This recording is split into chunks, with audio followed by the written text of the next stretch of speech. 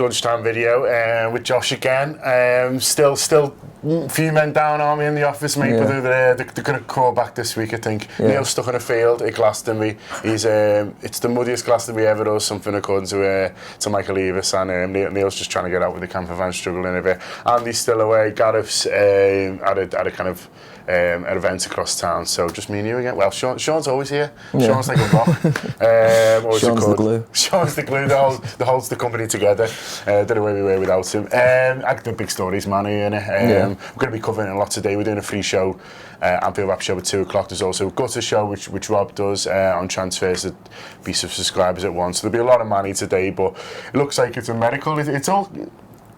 I mean, if you say it's happened quite quickly, that's not quite true, because obviously it's been in the papers for a while, but it seems to have been sped up anyway over the weekend. Yeah, I think the interest's been there for a while. Like, everyone's known that it's due to be happening, but then obviously since agreeing the terms with Southampton, it's all sort of moved quite quick to this point now. So getting it wrapped up today. Hopefully. Getting it wrapped up, which is I'm sure what Jurgen will want is a player he wants. It's 30 million quid, which is quite a lot of money, but it's one of them, isn't it?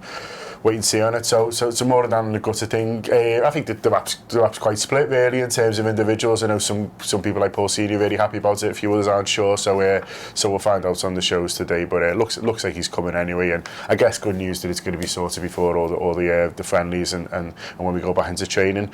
So it looks like he might be, well, say going the other way, but on his way is Sergio Canos, Bristol City, the latest club, being linked with him, talking of a £2.5 million deal, which I guess isn't a bad chunk of change to be bringing in to putting towards out, and also a sell-on clause, which seems to be quite sensible. Yeah, I think so. I think there's a buyback option as well, which gives us the opportunity, if he does really come along at Bristol City, we can always have him back, but then if not, someone else will have him and we'll get a bit of money for it. So yeah, and it's funny with the buyback options, because what other clubs have done quite cleverly, Real Madrid, someone who's good at it as well, is even if you don't want him, if you feel like you can make a bit of money on him, then you sort of buy him back. So I don't know, say if the buyback's option's £5 million quid, for example, I don't know how much it is. If he suddenly becomes a £10 million player, then just bringing him back and selling him kind of gets a bit of money in it. It's not the most ethical thing in the world, but other clubs have done it. I know it happened to us a little bit with Barini.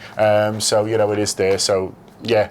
Nice to see the club showing a bit of business acumen for a change, and but it's a bit of a shame if he does go, because he seemed really fond of the city. His parents opened the restaurants and all that, and he seemed to be quite keen to get a bit of a go here. But I don't really know how good he is. I've already said a few boss goals when he was on last season, so you don't really know. So you've noticed that Sacco seems a bit more active. Yeah, I know. He's been back on Twitter and things like that. He's mostly been back on Snapchat. He seems to be doing a lot of charity work in Africa, which is good. So, because he was absent for a while. Do you think it's a sign that he's hopeful that he'll be back playing soon? Because obviously his policy was to keep his head down a little bit. And do you think it's maybe a sign that he's expecting some good news next week, or am I looking too much into it? It could be that, but it could also just be that we've had a bit more clarity on the issue. I think at the time everyone wasn't sure what was really happening, and I think he sort of, because obviously he asked for the ban himself, he was sort of wanting to feel the situation out and then see what was happening. And maybe now we're getting close to it being clear and being finalised. So could just be that, really. Yeah, it could just be that. Obviously, you'd hope that it means that he thinks he's going to be clear. I mean, it might do, but we shall see. International stuff, we're doing a Euro show, recording that at 12. I'll get that out as soon as I can. As soon as we can get that up, it'll be on the weekend's games. There were 6 games already good. Josh doing the Euro show with me, so I'm going to skit him about Croatia, because he was very smug about his Croatia bet last week. So I'm looking forward to making fun of him about that. Man Scale, we were all raving about him after his performance against England, thinking maybe we'll get a few more quid for him, and then he throws a shocker in. Yeah, I think he's just had to level the playing field out there. I think he looked almost a bit too good to be true. His agents come on and said, Liverpool are playing hardball now, throw some fella across the box. Yeah, Martin Scale. England playing tonight. Don't know how many Liverpool players you expect to see.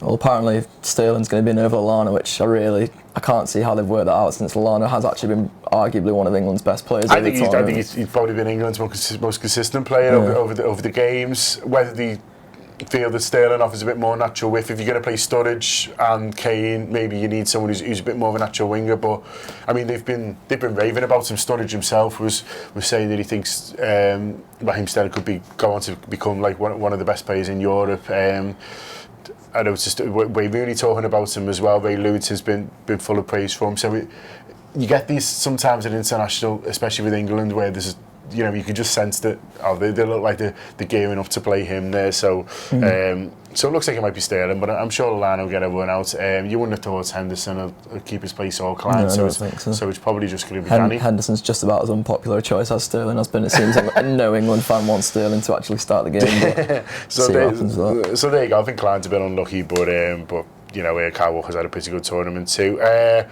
And the last thing, just nothing to do with Liverpool, but you wanted to give it a mention, and I think it's interesting that obviously Argentina lost again. They're not very good in tournaments, and it looks like Messi's decided that's enough.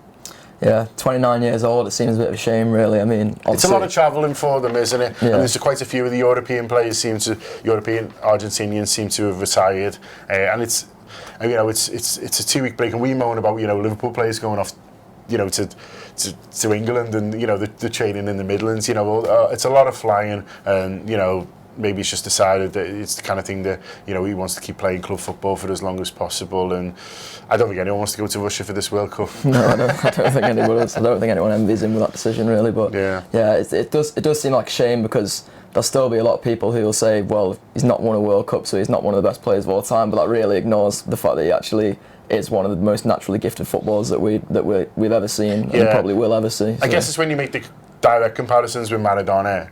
Maradona had a great club career, not quite as good as Messi, but then he didn't get to play for Barcelona for the kind of the length of time that Messi has. Really, Maradona was kind of just smaller clubs, I guess. So, but Maradona's got those World Cups, and he's got that medal, and he's got those great performances in major tournaments, and Messi hasn't quite got that. But I don't know. It's probably just different times, isn't it? Different levels of football and different kind of priorities moving through with age. So Mascherano might be retiring as well. Rumours he wants to concentrate on his Liverpool career moving forward. But I think that's probably a bit more reasonable, given that he's about 34, is he, something like that? I'm not sure. I don't think he's quite that old, but a little bit older than Messi. Yeah. All right, we'll leave it there. As we mentioned before, loads of shows coming out today. So there's a free show if you're not a subscriber. That'll be out sometime this afternoon, and the Guts and the Euros show as well. So loads of Mané, loads of Euros, and some interesting stuff from Gareth on identity as well. So, but in the meantime, we'll see you tomorrow.